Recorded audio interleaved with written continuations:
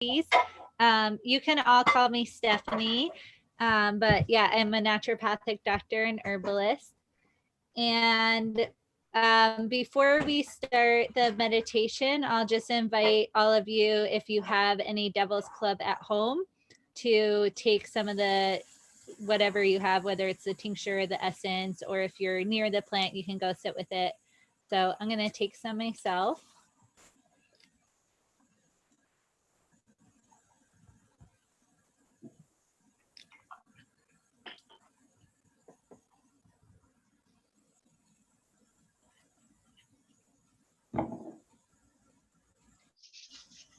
And let's just take a minute once you take your medicine to just ground into the place where you're sitting, to really feel the weight of your body on your chair or the couch,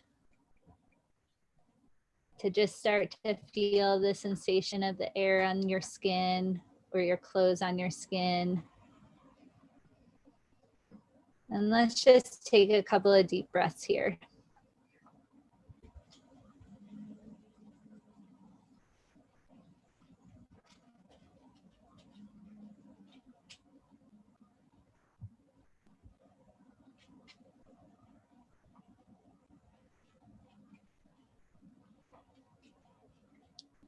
And if you've ever worked with Devil's Club before or have seen it out in the wild, just try to imagine the plant and invite the energy of Devil's Club into this meditation.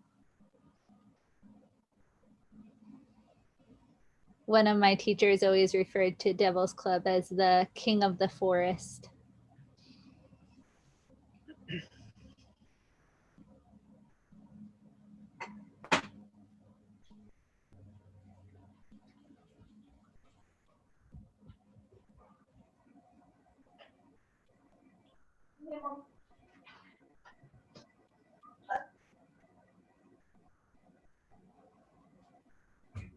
And Devil's Club likes to grow in dark, kind of damp places in the forest, almost a little bit boggy. So I always think of Devil's Club as being helpful for helping move stuck energy or bring light into the darkness.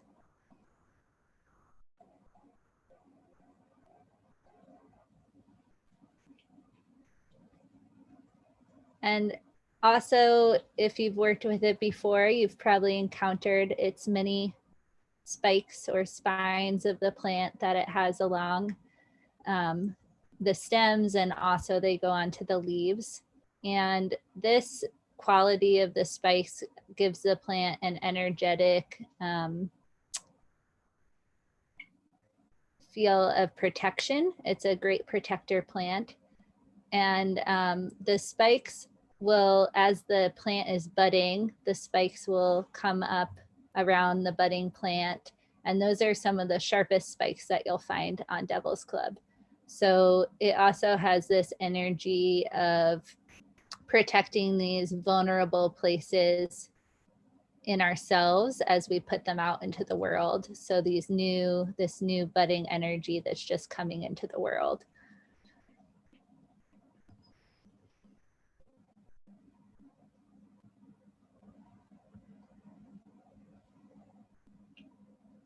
And because of its protective qualities, it's also a really helpful plant for boundaries.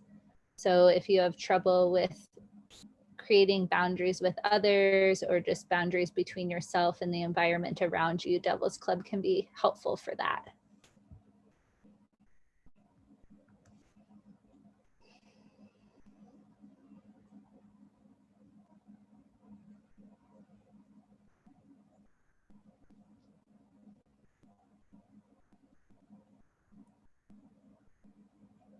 And along with bringing some light into the darkness, Devil's Club can also be helpful for any negative thoughts that come up.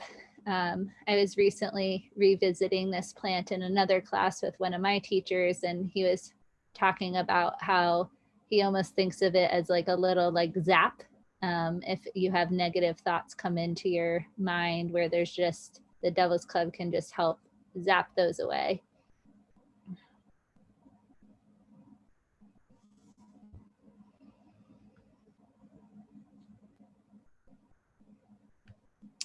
And this plant can also really help us with trust. So for people who tend to be hyper vigilant or really on alert in the world, this plant can be good for that as well.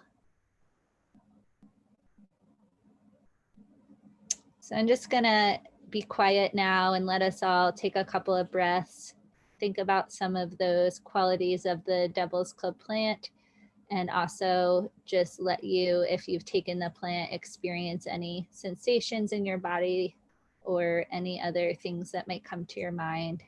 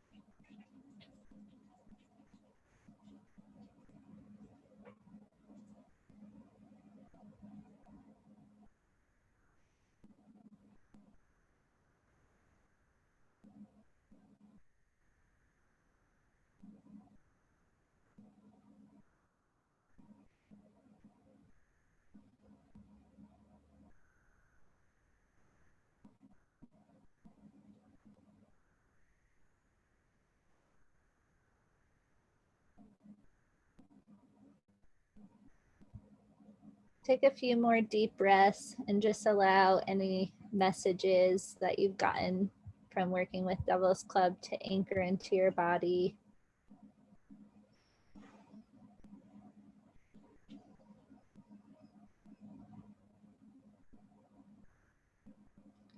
When you're ready, start to wiggle your fingers and your toes and just move around a little bit.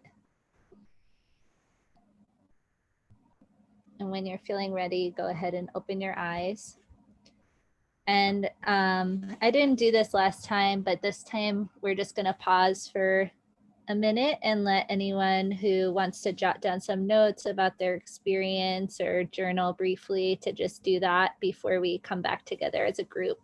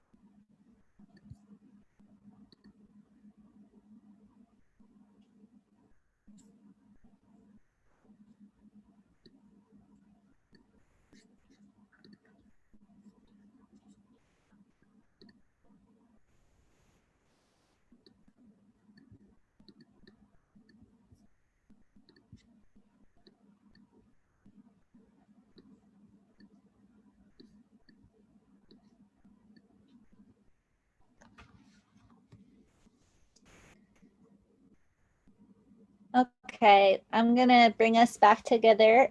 Feel free to keep jotting down some thoughts if you want to write a few more things down, and you can just join in the conversation when you're ready.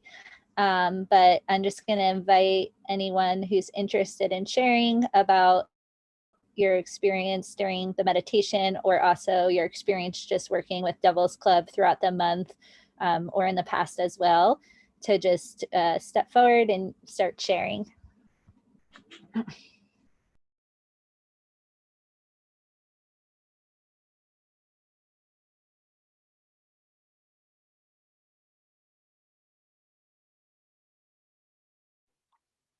Okay, I'll go first. So I've been taking just a few drops every night of the Oplopanax throughout the last month, because I already had some because I've worked with it in the past. And in the past, actually, a friend, I was at naturopathic medical school, and I was having a lot of bad dreams about an abusive ex-husband of mine, where I wasn't safe in the dreams. And a friend, some of you probably know her, Mary Atwood. She suggested that I try a few drops of the Devil's Club. And I had never worked with the medicine before, and I took it for the first time. And that night, I had a dream, a very assertive, protective dream of where I was sort of like Gandalf, you shall not pass, and I like asserted my energy to my ex-husband in the dream, and I didn't have any bad dreams about him after that, actually. And I took it for a while because I do have issues with boundaries and things like that, and I felt like it really helped shore me up and gave me a good sense of myself, as separate from the world in a healthy way, where I was kind of unhealthy relationship before with the world. And so I've been taking it in the past month again, because it had been a while. It's been several years since I took it. And I've definitely been needing some more help with boundaries lately. And I've noticed a more subtle effect this time, but I feel the protection. And when we just did the meditation just now, I felt my heart as the shamanic drum beat. I didn't actually feel my heart, but it just it felt like my heart was a shamanic drum beat, and that Oplopanax was inviting me to explore the darker places in me. And, I kind of responded with, no, I don't want to do that. I'm scared. It doesn't feel good. And I kind of got the message again that, no, it's safe to do so. You can explore the dark places. I'm like that it was there to help me. And yeah. And so then I felt like this sense of ease come over me of like exploring the dark places of myself. So yeah. That was my experience to share. Thanks, Nicole. Yeah, that brings up a great point of that this is a really good plant to work with when you have a history of abusive relationships, or also childhood trauma. It's really helpful for as well. And I can relate a little bit to the what you were saying. I actually haven't though worked. I've learned this class. I've learned this plant in classes many times, but I've never personally worked with it over an extended period of time, because I was always feeling a little bit nervous about it, because I learned it as like being kind of a heavy hitter to like jolt you out of these dark places. And I was just kind of like worried and working with more gentle herbs. And then in the class I mentioned during the meditation that I've done recently, we worked with Devil's Club, and it just like, I got that same kind of message of like bringing me into the darker places in myself, but that it's like a guide in that, and that it felt like safer to do that. So I've been, also working with it recently, and was really glad our group wanted to do it, because I finally felt ready after doing some other work to work with this plant. And I haven't felt that huge, big jolt, which has been nice. It's been more like, I guess, gentle to work with than I thought it would be. But I've also been using it just for boundary work and I tend to be very sensitive to like other people's energies and emotions, like probably many in this group are, and have been having just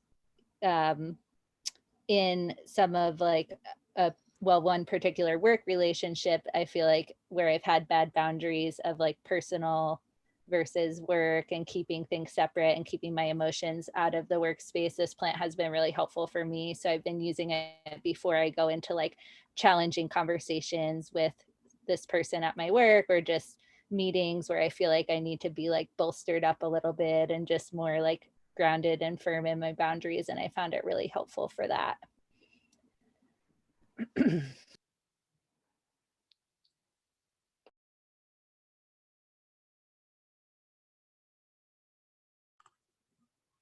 So I found this to be a very timely herb for me in a lot of ways.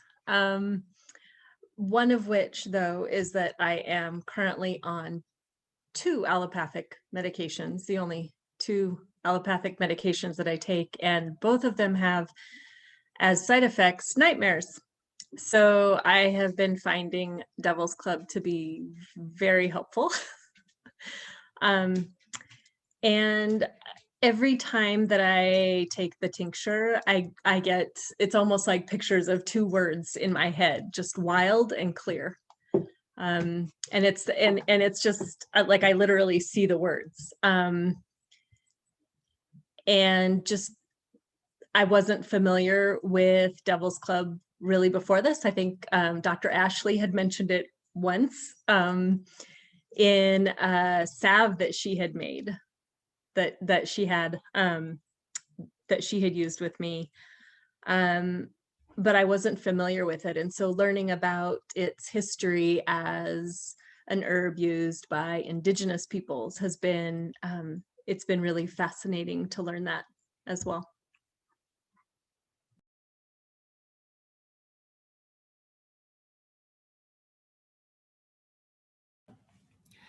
I started, I had a lot of things with boundaries this month, so it was really just crazy how we were using this plant. And I also used the flower essence this month, and my daughter was having some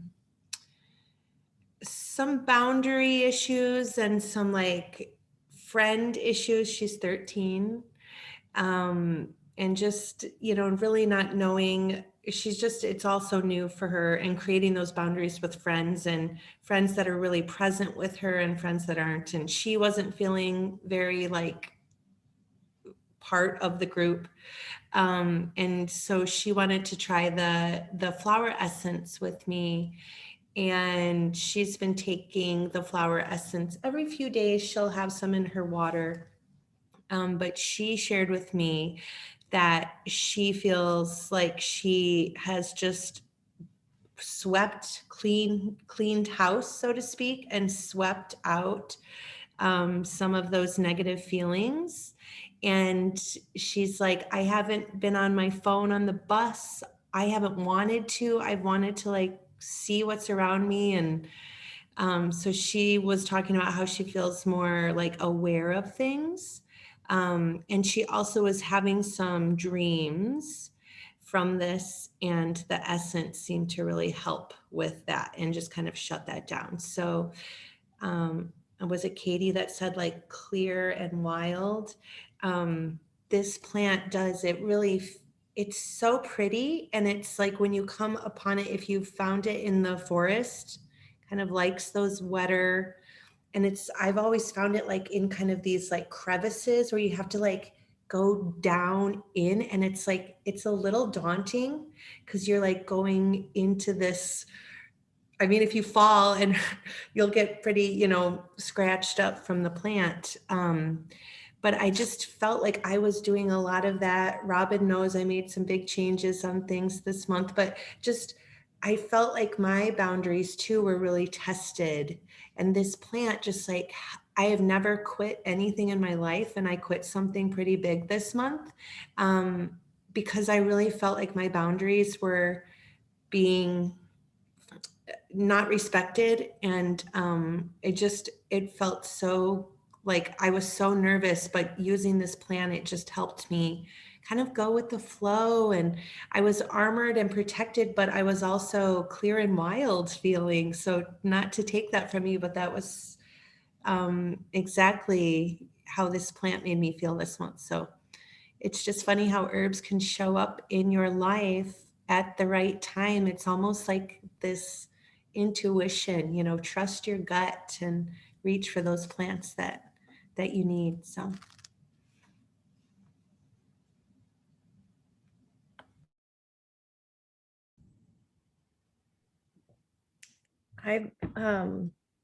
Yeah, this has been a fun month getting to know Devil's Club in a different way. I feel like historically I'd use the tincture with myself for that protection piece.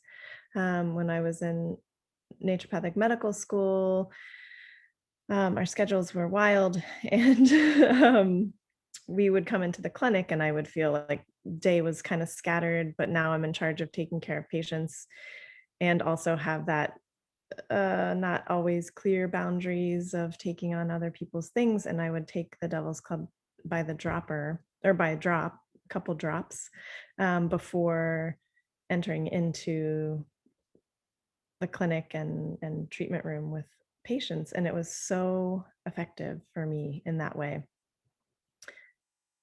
And kind of on the flip side of that, I've hesitated using it with patients so much because of knowing that it can really like dive deep for people. And if they're not ready, or if they're not in the place where it's the perfect time, it can be a lot to process for the person and for the practitioner working with them.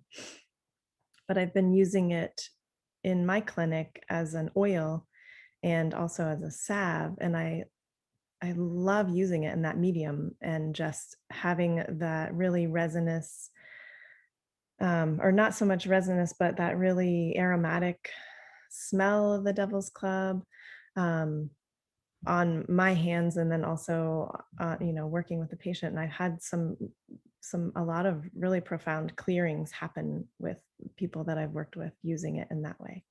So that's a piece that I wanted to share too. And I don't know that a lot of people talk about it in the writings as using it as an oil or a salve, but I encourage everyone to make some if you can get your hands on the fresh bark.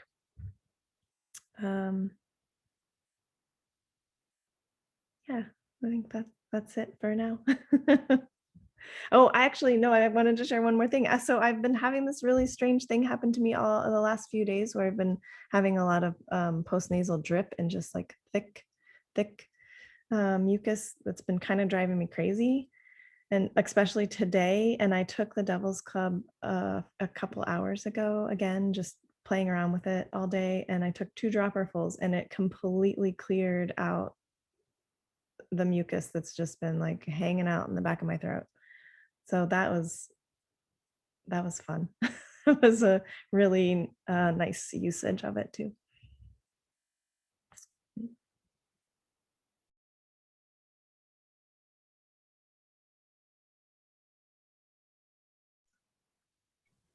I guess I'll jump in here. I really have just a nice connection with Devil's Club because I grew up in Southeast Alaska and they're huge there and all over the forest. I also have Tlingit ancestry, which they have a huge connection to that plant. So I've harvested a few times. I do find it here in Northwest Montana. And it does seem to grow in those really dense, moist, thick forests down in the little ravine or near creek beds. And yeah, I can totally resonate with that. The smell is so connective. And it just really reminds me of a child running around the forest and playing with the Devil's Club. I haven't ever made a tincture with it, but I'm getting pretty inspired to now because of all the boundary talk. I mean, something you can constantly work on, I think. I have made salves and lots of body oils. So I'll just share my favorite way to use the Devil's Club oil is I make a fresh inner root bark oil infusion. You have to, a knife works really good for scraping all the needles off. And then I use like a really hardy, like the little ones don't work so good, but I really like avocado oil for infusion, and just do a full body oil, like get out of the bath and just from head to toe really massage the oil in, and it's so forest connective for me. So that's my favorite way to use it, and I'm excited to try the tincture. I've never really felt inspired to make a tincture out of it, but yeah, I am now. I think that's it. That's it for me.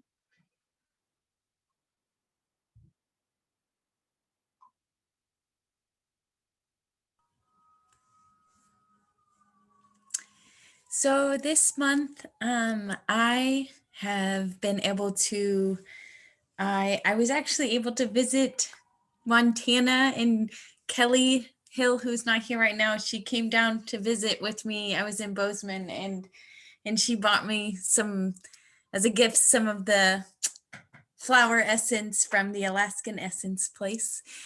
And so I've been able to take it over this past month, and to piggyback off of what everyone else is saying, I'm kind of I was working on making some kind of big life changes, transitioning jobs, and wondering whether or not I'm kind of making the right decision, or what is a decision, and the kind of clarity that I felt in defining what I wanted and where I wanted to go. I'm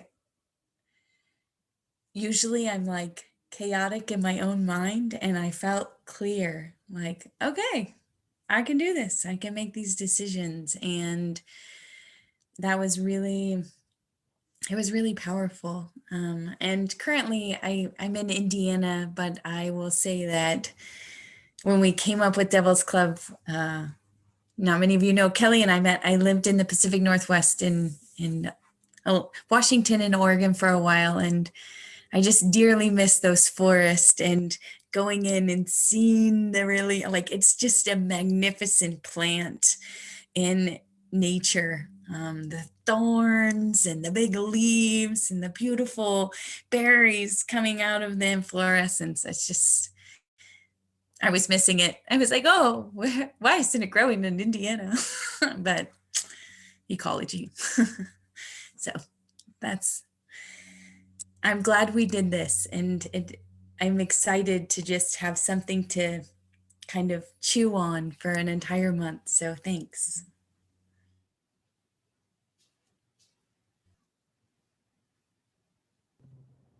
I'd love to share, and I'm hopeful that the neighbor's rooster isn't going to be so loud you can't hear me. So I'm new to this community and this group. It's really sweet to be here. I'm recently relocated from Portland to the Astoria, Oregon area, and I've been feeling my way into the plants that are around my new home. And up in the forestry lands, came across this patch of Devil's Club, and then came across this event happening, and it felt like, oh, okay, here we go. Because I was pretty drawn to this patch, and it's not a plant that I've worked with before. In my work, I'm a somatic psychotherapist, but my inner world is full of plants. And so I was feeling into the energetics and the form of the Devil's Club in the meditation, and have been a little bit over this last month. I still haven't worked with it internally or externally. One of the things that I work with a lot with individuals with developmental trauma, childhood trauma, is not having access to a healthy fight response. And that nervous system function of that sympathetic activation. And what I was feeling in the plant is that it is a real, like, clear and direct tap of moving the stuck freezy energy like up and out into a kind of clearing fight response. And the thing that always comes up for me with that is that it needs to be titrated. That in people's healing, that there are stages at which that's really helpful, to move that stuck freezy energy and that boggy, dense energy out as that kind of is the feeling that I get. And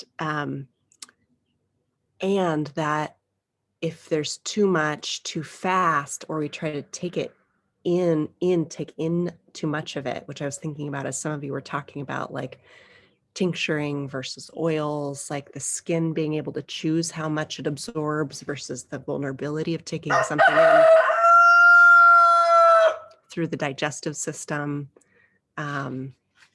So I was thinking about those different applications too, in terms of reflecting on how one might titrate, when it's the right time, the use of a powerful plant like Devil's Club. So thanks for having me.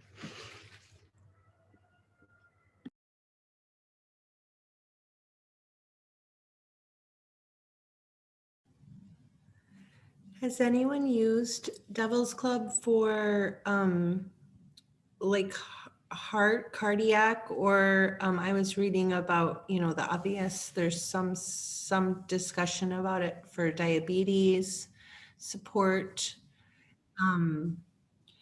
But I just was wondering if anyone has used it for that way at all, or I've used it a little bit for diabetes support, mostly when there's also sugar cravings. And I actually just had a patient recently who I used this with for sugar cravings, and we had tried various other things before, including gymnema, which is kind of a classic sugar cravings herb that she hadn't had success with. And the Devil's Club worked really, really well for her. I have not used it for any heart related stuff, but I do use it sometimes as an adaptogen in formulas. So just if you're not familiar, for those who aren't familiar with adaptogens, that can just help with managing the stress response in the body. So that's primarily how I've used it, like outside of the energetic ways. I don't know if anyone else has used it for that, any of those reasons. I have not used it with anybody, but when we were doing the meditation, it was just, my heart was just like, it was just calling with like the herb, the heart connection. I was like, whoa, the heart. So I definitely felt the connection when we were doing the meditation, and it makes me, curious to see how to work with it with people for the heart. Yeah.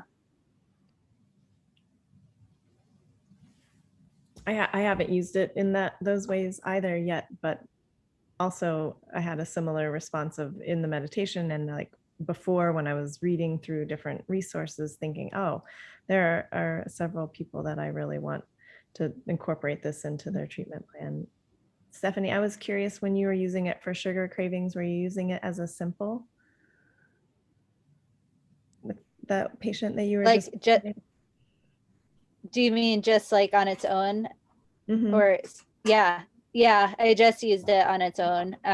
She's actually lives kind of far from where I do. We're in Montana, so we're spread out. So I found some Oplopanax on full script and just did the individual tincture. And that's what she's been working with. Right. And do you have that person take it as needed, like when they're feeling the craving, or you do it more consistently with them? I'm doing it every day, and also figuring it will help with the adaptogenic perspective. And I don't remember how I dosed it, but I'm thinking I probably did it 1 dropper full 2 to 3 times a day. And interestingly, it hasn't brought up the energetic aspects really for her. And she does have some mental health complaints as well. And I just am also kind of thinking back, like with that, about, I feel like intentions with plants really goes a long way too. And if you have it in your mind to work with it in the energetic realm and going into it with that intention, versus if you're like prescribing it for something very physical, sometimes you don't always see that like more psycho-spiritual stuff come up. I mean, it can happen, but Right. I feel like intention goes a long way there. Yeah. Thanks. Yeah. Something I had written in my notes, Michael Moore actually says that he finds that it works well in stocky, anabolic, stress type, middle-aged folks with elevated blood lipids, moderately high blood pressure, early signs of adult onset insulin resistance, and that it seems to decrease the lust for sugars and binge food of those with that physicality. So it's interesting that you said that, because I'm just thinking like my daughter, she has an issue with sugars, so I might be trying the tincture a little bit dosed out for her as well. And I also wanted to mention that Robin put in a PDF in the chat here. So if you click on that, it will automatically download that to your computer. So that way you can save that PDF. Yeah, it's some ethnobotany of how various tribes, indigenous tribes, used it. Can you share anything on that, Robin? Because I think that there's such a strong connection with this plant to Native people. Do you have anything on there you can share? You know, that's, I didn't do my homework tonight, sorry. I guess what I would share, you know, I was a Michael Moore student as well. And it's a difficult herb to access in the US because we don't have much of it. So I'm in Montana, and the closest place I can think of getting it is up near Glacier, in the surrounding area around Glacier. So it's not very common. I'm a medical botanist, so I'm not a practitioner, but I was trained as a practitioner. But then I went to school and I got more interested in the geography, the phytogeography of plants. So if you want, I can, if you want to, can I take your screen? So do I just say share screen? Yeah, see if you can just share the screen from. Oh, okay. Yep. So this is a picture from a paper. So I'm kind of a paper nut. I love the literature, and I try and make sense out of what the literature says. And so this is where it survives, or this is where it grows in North America. So we do have it in Montana, but really it's northern Montana, maybe along the coast with, along the border with Idaho. It's not terribly common. for us down here. Maybe people can speak to it in Washington and Oregon, but it's much more common up in Alaska, for example, in Canada. So I would say, and it's really, I would think that it'd be pretty difficult to grow it. But in terms of a substitute, the most common herb that they speak of is Eleutherococcus, which is Siberian ginseng. So it's in the ginseng family. And of course, the ginsengs have various adaptogenic stress reducing properties. I think the big difference, take it back. The big difference between Oplopanax and Eleutherococcus or Siberian ginseng would be that it's Oplopanax is a little more stimulating. It has that spicy taste to it. And I think you could probably overdo it. Do you know what I mean? You could probably overdo it. So I think it's one of those herbs that is very similar to other ginseng herbs, but I don't know if anyone uses it in formula, but I think it might be a good thing to do with a formula. Something that would modulate it. It's been used a lot for diabetes and high blood sugar. And colds and flu, and because of the spicy. But I think it's pretty strong on the liver. So myself, for example, I'm pretty, if there's a weak organ, it's probably my liver. And so it might be something that's a little too strong for me, or I might want to be careful the dose. But really, we don't have a lot of information on Oplopanax, and I think it's because it's really locally abundant and not really easy to find, and it's all harvested wild. So people, I think, are probably using other herbs, but it's definitely very common in Alaska. So maybe you can trade. Well, and harvesting the way I was taught, if you are harvesting it from the wild, the roots are all connected. They connect underground. So I was taught to take from the connecting roots and not like the main plant. So, but I've only harvested it one time, and it felt really, I don't know, I felt like I was, it felt okay but it just the whole spikiness and like getting down in the ravine, and I was like, felt like I should only take a little bit because of you don't need a lot. Yeah. It's one of those herbs that you really don't need to dig a lot of, and it really should not be marketed, I would say. And it's one of those herbs that I don't think we could grow because it probably needs old growth forest. It grows the other old growth herbs. It's really a trip to strip the bark off of it, though, the root bark. It's when you end up, you have this wooden thing in the middle, a stick, and it has these like fingers. It's so cool. I mean, I say the sticks because they're just so cool. Wonderful. Anyone else have anything else to share? I want to be respectful of our time. We're getting to 7 o'clock. I just wanted to share that I have a few of Michael Moore's books, like the Plants of the Pacific Northwest and things. And I was really amazed to, because what I learned in school and my personal experience, I was really amazed to learn like how the native peoples used it for everything, like all of the things that listed in there. I was really amazed to see how it was like the cure-all, and they really, it was one of their very revered plants. And yeah, so I just thought that was really cool to see. Yeah.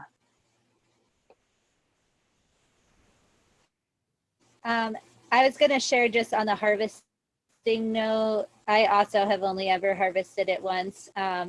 But one of my teachers taught us to, and I think Sarah, you and I were talking about this when you learned a similar thing, but to harvest actually from the center of the stand. And usually when you're harvesting from stands, you go around the outside because you don't want to disrupt the inner area. But the way that Devil's Club grows, the center starts to rot out as it expands. So you can often find pieces of the plant that are already rotting to harvest, and you can just kind of clean them up a little bit and then take that. So that's a way to be a little bit less disruptive with the harvesting.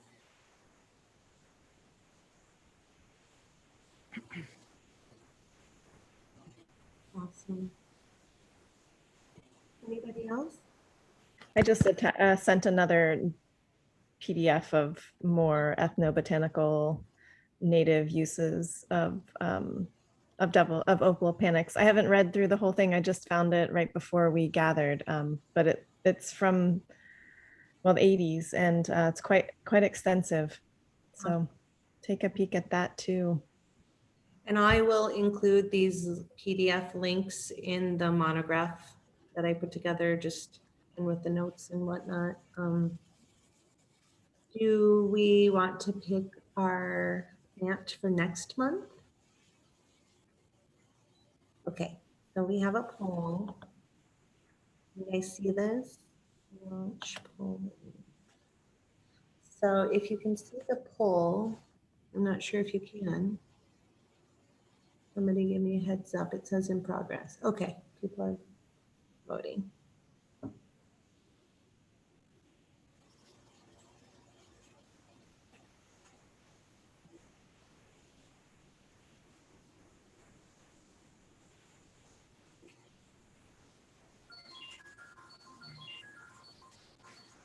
And I did fix the link, so next time when you click on that like live thing through the Eventbrite, it should go straight to this.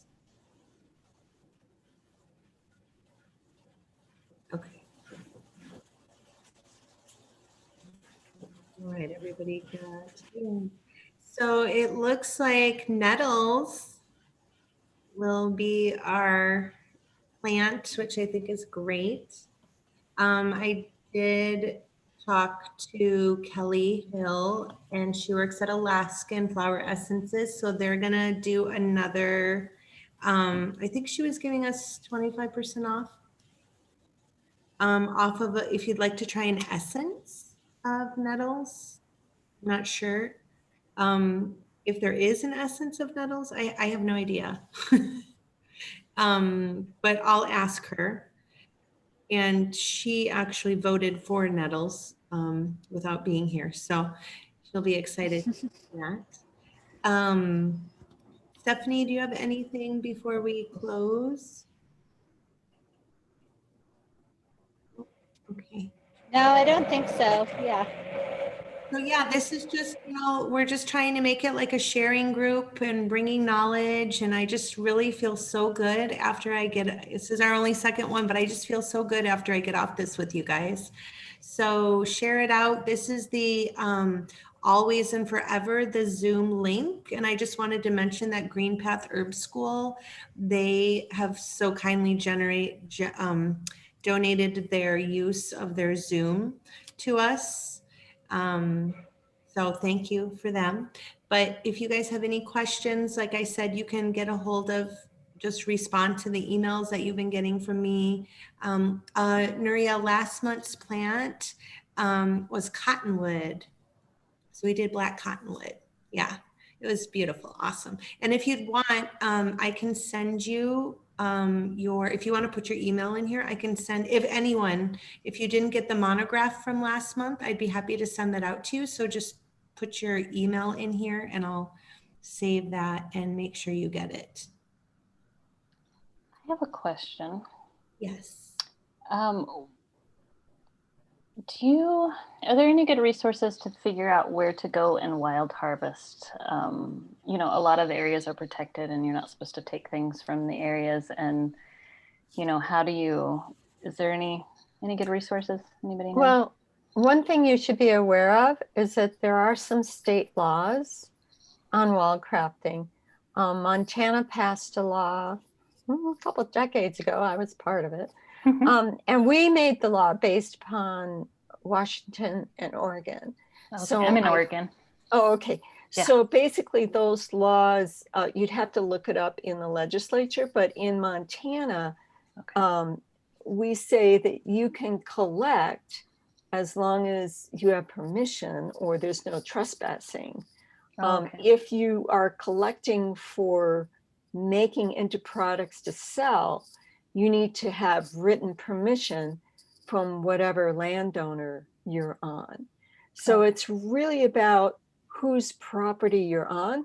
And the best way to find that is to get maps, like, you know, gosh, I'm trying to think now, but federal maps, US Forest Service maps, what's the other one? And find out whose land you're on. State lands in Montana have certain laws, and Forest Service has other laws. So really the best thing to do is to find private land that you can get permission from to harvest. Yeah. Okay, great. Thank you. That's helpful. The United Plant Savers group. I remember about that. Great, you know, just great information there. And I always like to put this out there. If you want to harvest something that's designated a noxious weed in your state, just be mindful of where you're harvesting it so you don't collect you know, sprayed or treated plants. And also technically, at least in Montana, it's technically not legal to harvest noxious weeds because you're not supposed to transport them or spread them or whatever. But yeah, and then so there's a YouTube recording. Yes, so when I send the monograph, I also will send the link for this like recording as well. So I'll just make sure I'll just forward the email from last time. So after this, give me about a week and I'll put together the monograph. I've been taking notes and we'll send it off your way. And one more thing, I forgot to say that the American Herbal Pharmacopoeia Project in California just came out with a Devil's Club monograph. Oh, cool. Yeah, so you can get it for, I think it's $40, or you can have it just as a online. Okay. But anyway, they're a great organization. So they have done all the research on the chemistry and uses and botany. So the American, I'll type it in the chat. Yeah, put in the chat there. And then that'll show up in the recording. Okay, any other questions? Awesome. I get on here pretty early. I think I got on like 20 minutes early today. So if you want to get on early and just get on so you don't miss the first part, we do try to start right at 6 p.m. Mountain Central Time. So thank you so much, everybody. Thank you, everyone. Thank you. See you all. Bye, everyone. Thank you.